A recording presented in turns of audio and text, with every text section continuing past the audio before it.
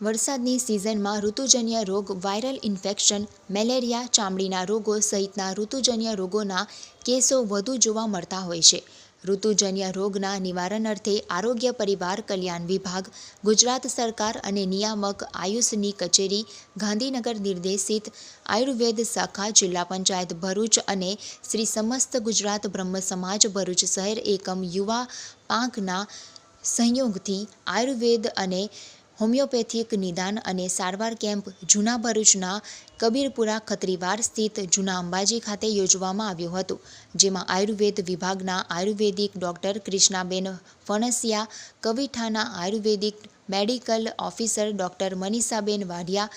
Homeopathic doctor કેતનભાઈ પટેલે પોતાની સેવા આપી હતી. 150થી વધુ લોકોએ આ કેમ્પનો લાભ લીધો હતો. આ પ્રસંગે શ્રી પરશુરામ ક્રેડિટ સોસાયટીના ફાઉન્ડર રજનીકાંત રાવળ, શ્રી સમસ્ત ગુજરાત બ્રહ્મ સમાજ પૂર્વ પ્રમુખ ગિરીશભાઈ શુકલ, બ્રહ્મ અગ્રણી શૈલેષભાઈ દવે, શ્રી પરશુરામ સંગઠનના હરેશ પુરોહિત,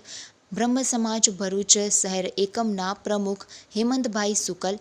મહામંત્રી રાજુભાઈ ભટ્ટ, જયેન્દ્રભાઈ ભટ્ટ, કેશવભાઈ શુકલ, પ્રદીપભાઈ મોંઘે સહિતના સભ્યો ઉપસ્થિત રહ્યા હતા.